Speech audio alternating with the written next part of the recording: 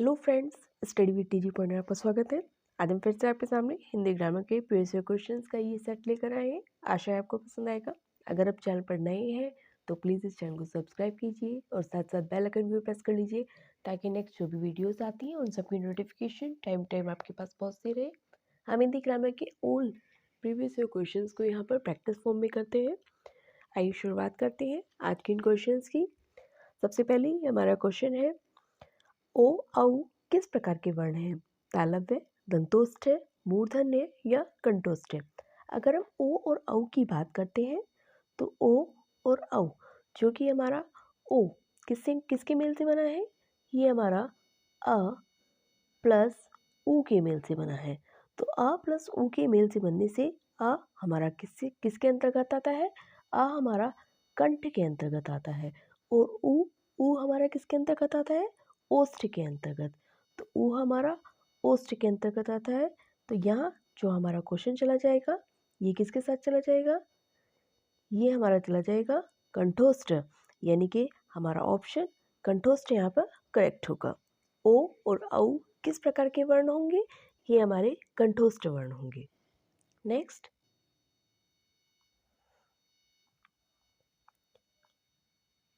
जो आसानी से प्राप्त किया जा सके उसके लिए एक शब्द क्या है? आसानी से प्राप्त किया जाना उसके लिए होगा सर्वज्ञ, सर्वजित, सुलभ और सुखद।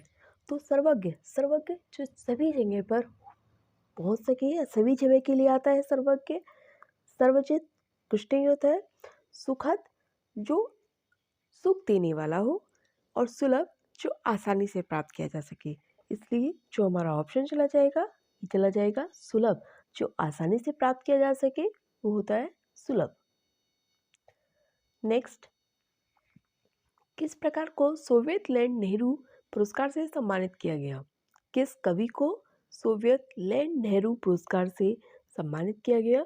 ऑप्शन से हमारे नागार्जुन, सुमित्रानंदन पंत, अज्ञे और जयशंकर प्रसाद।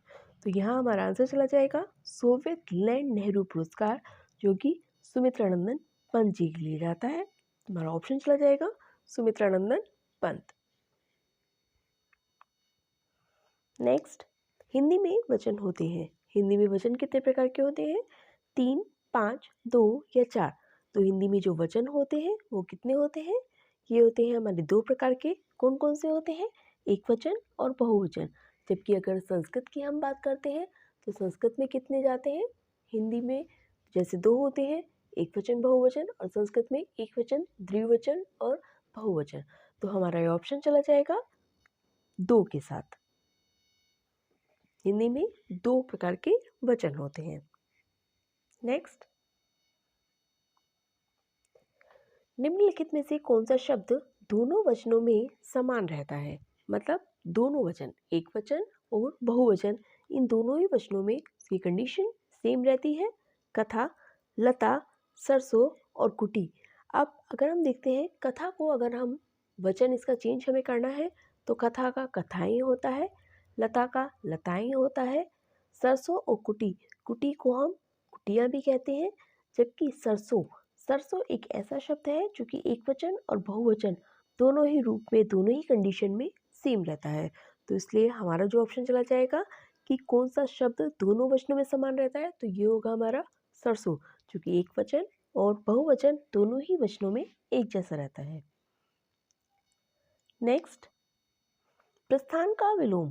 प्रस्थान के लिए हमें विलोम शब्द बताने हैं। विलोम शब्द क्या होते हैं? किसी शब्द का विपरीत अर्थ बताने वाले शब्द को विलोम शब्द कहते हैं, यानी कि उसका उल्टा शब्द बताने वाले शब्द को। ऑप्शन है हमारे गमन, स्थान, आगमन और प्रतिस्थापन। तो प्रस्थान का मतलब होता है एक स्थान से दूसरे स्थान के लिए जाना। एक स्थान से दूसरे स्थान के लिए जाना, और उसका अपोजिट क्या हो जाएगा? उस स्थान से वापस आना। तो यानी कि गमन कहते हैं जाने को।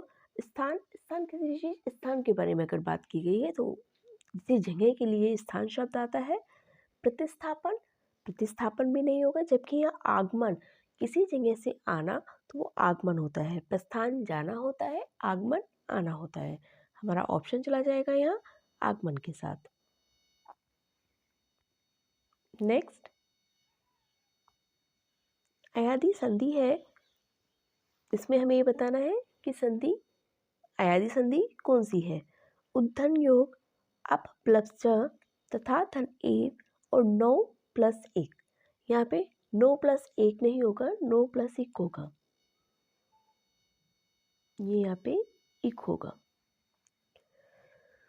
तो यहाँ पर हमें बताना है कि अयादी संधि कौन सी है। अब देखिए, अगर हम देखते हैं जिन शब्दों में विच्छेद करने पर या जिन शब्दों में खंडन करने पर हमें किसकी पहचान होती है, हलंत की, वहाँ पर कौन सी संधि होती है। ये जैसे यहाँ पे हलंत है तो ये व्यंजन संधि के अंतर्गत आएगा, ये भी व्यंजन संधि के अंतर्गत आएगा। तथा धन एव क्या होता है, तथैव, यानी कि तथा धन एव में तथैव अगर आता है, दो मात्राओं की जहाँ पर हमें देखने के लिए मिलते हैं वहाँ वृद्धि संधि होती है। जबकि नौ धन इक यानी कि यहाँ पर नाविक अगर बन जाएगा, नो धन इक को अगर हम संधि इसकी करते हैं तो ये नाविक बनता है, और यहाँ पर नाविक किसके अंतर्गत आता है, ये अयादी संधि के अंतर्गत आता है। तो इसलिए हमारा ऑप्शन चला जाएगा नो धन इक नाविक के साथ। नेक्स्ट, मुंह तोड़ शब्द में समास है। समास क्या होते हैं। किसी शब्द को अगर हम संक्षिप्त रूप में बात करते हैं, संक्षिप्त रूप में कहते हैं, तो संक्षिप्त रूप किसी वाक्य का संक्षिप्त रूप समास कहलाता है। जैसे मुंह तोड़ यहाँ शब्द दिया है, तो ये किसके समास के अंतर्गत आता है। समास के जो भेद होते हैं वो हमने एक वीडियो भी डाली हुई है, आप चाहे तो प्लेलिस्ट में जाकर वीडियो को चेकआउट भी कर सकते हैं। सबसे पहले यहाँ ऑप्शन है हमारे तत्पुरुष समास, अव्ययभाव समास, कर्मधारय समास और त्रिगु समास। अगर ये इन चारों ऑप्शंस के बारे में बात करते हैं तो तत्पुरुष समास क्या होता है, जिसमें हमें विभक्ति चिन्ह की पहचान होती है। विभक्ति चिन्ह देखने के लिए मिलता है कि का, के, की, से, इस तरह के जो शब्द मिलते हैं वहाँ हमारा तत्पुरुष समास होता है। अव्ययभाव समास, जहाँ पर जो प्रथम पद होता है वो हमें या तो उपसर्ग के रूप में मिलता है, वहाँ पर अव्ययभाव समास होते हैं। कर्मधारय समास, जहाँ पर विशेषण और विशेष्य की प्रधानता होती है। और द्विगु समास, जो प्रथम पद संख्यावाची होते हैं। अब यहाँ मुंह तोड़ यानी कि मुंह को तोड़ने के लिए का, तो यहाँ पर हमारा जो ऑप्शन चला जाएगा ये का शब्द के लिए चला जाएगा, यानी कि तत्पुरुष समास के लिए। तो हमारा ऑप्शन चला जाएगा तत्पुरुष समास, विभक्ति चिन्ह इसमें का आ रहा है। नेक्स्ट, निम्नलिखित विकल्पों में से किस विकल्प में सभी शब्द व्यक्तिवाचक संज्ञाएं हैं। व्यक्तिवाचक संज्ञा क्या होते हैं, किसी व्यक्ति, विशेष, वस्तु आदि के नाम को संज्ञा कहते हैं। अब संज्ञा भी कितने प्रकार की होती है, मुख्यतः वैसे तो 3 ही प्रकार की होती है, लेकिन उसमें कुछ संज्ञाओं को जातिवाचक में इंक्लूड किया जाता है।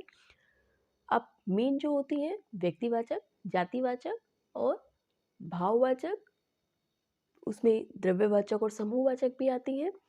अब अगर हम देखते हैं व्यक्तिवाचक संज्ञाएं क्या होती हैं। व्यक्तिवाचक संज्ञा किसी विशेष व्यक्ति के बारे में अगर बात की जाती है तो वहाँ व्यक्तिवाचक संज्ञा होती है। विशेष व्यक्ति जैसे मोहन, सोहन, किसी विशेष जगह, किसी विशेष वस्तु, इनके बारे में अगर बात की जाए। अगर हम अपने ऑप्शन देखते हैं, सबसे पहले हम अगर देखें राम, रामचरितमानस और गंगा। राम किसी विशेष व्यक्ति के नाम को कहते हैं, हाँ। रामचरितमानस ये विशेष पुस्तक का नाम है। गंगा ये विशेष नदी का नाम है। उसके बाद अगर हम ऑप्शन सेकंड देखें, कृष्ण, कामायनी और मिठास। कृष्ण और कामायनी, कृष्ण एक विशेष व्यक्ति या भगवान का नाम है। कामायनी ये भी किसी विशेष पुस्तक का नाम है। मिठास ये क्या है, किसी भाव का नाम है। कहते हैं कि उसमें मिठास बहुत ज़्यादा है, मिठास बहुत कम है। उसके बाद ये तो क्योंकि हमारा यहाँ पर भाववाचक संज्ञा में आ जाएगा, इसलिए मिठास के अंतर्गत तो नहीं होगा। लखनऊ, आम और बुढ़ापा, लखनऊ और आम ये दोनों ही व्यक्तिवाचक में आते हैं। क्यों, लखनऊ किसी विशेष जगह का नाम है, आम किसी विशेष जाति के बारे में बता रहा है, आम किसी फल की जाति के बारे में बता रहा है। बुढ़ापा किसके अंतर्गत आता है, ये आता है भाववाचक के अंतर्गत। जबकि ममता ये भी हमारा सेकंड वाला भी नहीं होगा, ममता, वकील और पुस्तक। ममता किसी विशेष व्यक्ति का नाम हो सकता है, वकील जाति का नाम हो सकता है और पुस्तक ये भी जाति का, इसलिए ये भी नहीं होगा।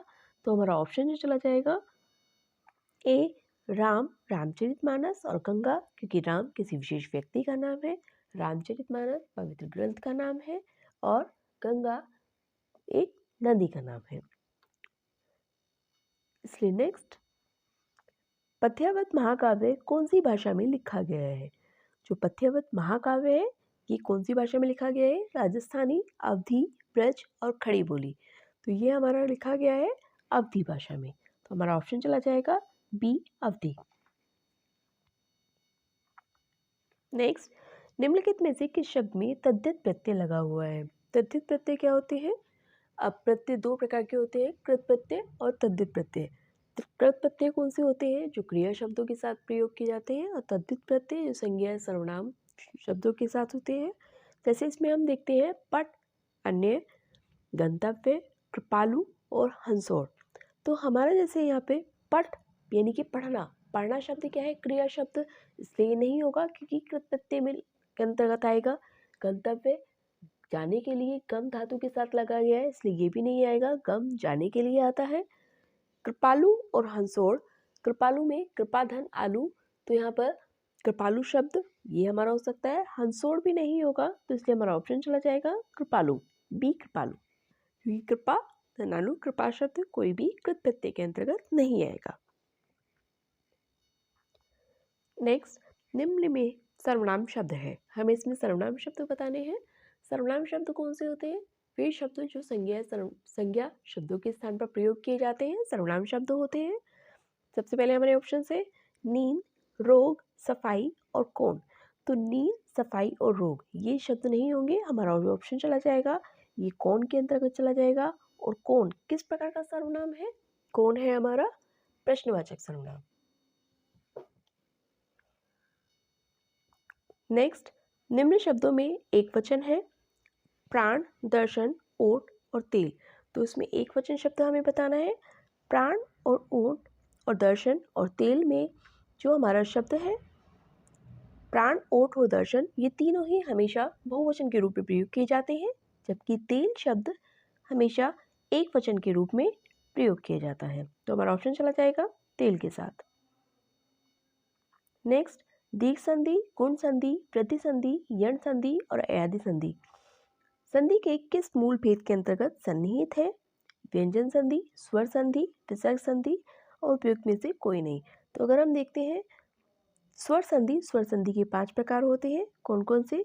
दीर्घ, गुण, वृद्धि, यण और अयादि। तो हमारा ऑप्शन यहाँ चला जाएगा स्वर संधि के साथ। नेक्स्ट, सही विकल्प बताइए इसमें। सूरदास को किस रस का सम्राट कहा गया है? वात्सल्य रस, शांत रस, श्रृंगार रस और भक्ति रस। तो सूरदास जी को किसका कहा गया है?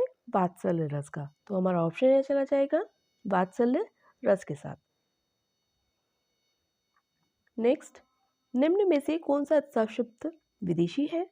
टिकट, मयूर, मध्य और वचन।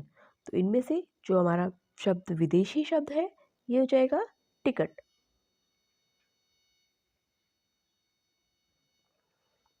नेक्स्ट, केर बेर का संग होना का अर्थ है दोनों, अलग अलग, विपरीत स्वभाव वाले का साथ साथ रहना, भाग्य की बात या दयावान और निष्ठुर का साथ।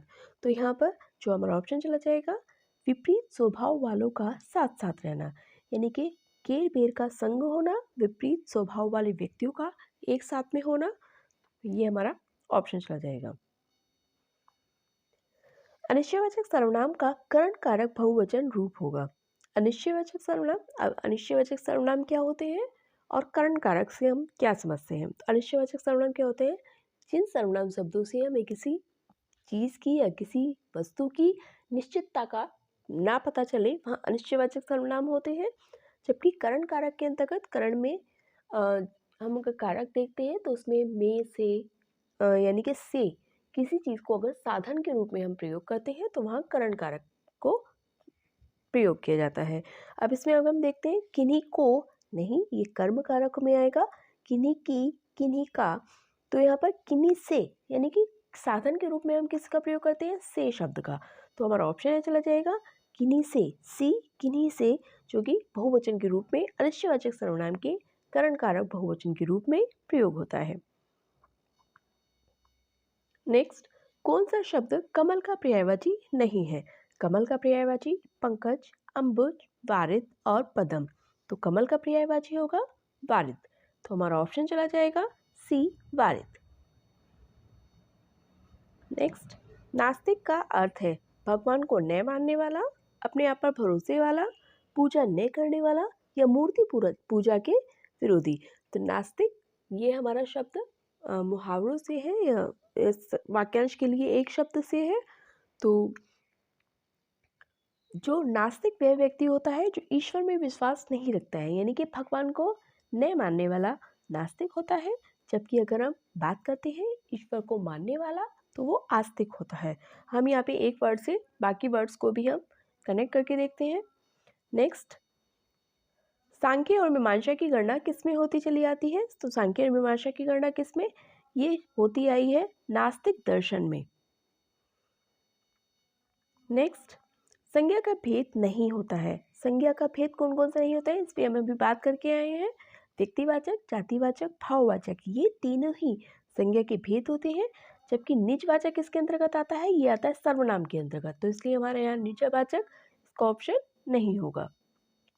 नेक्स्ट, अभिमानी का विलोम है साहसी, निरभिमानी, स्वाभिमानी और गौरवशाली। तो अभिमानी का अपोजिट हो जाएगा निरभिमानी।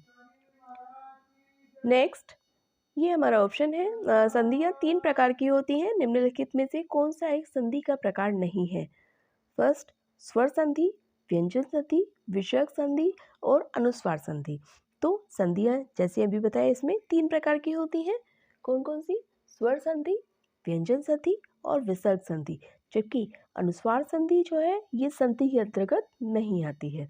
तो इसलिए हमारा ऑप्शन चला जाएगा डी, अनुस्वार संधि नहीं होती है। नेक्स्ट, हिंदी भाषा में ह्रस्व स्वरों की संख्या कितनी है? हिंदी भाषा में ह्रस्व स्वर जो होते हैं उनकी संख्या कितनी होती है? 11, 4, 7 या 2। तो ह्रस्व स्वर कौन कौन से होते हैं? ये होते हैं हमारे अ, ई, उ और री।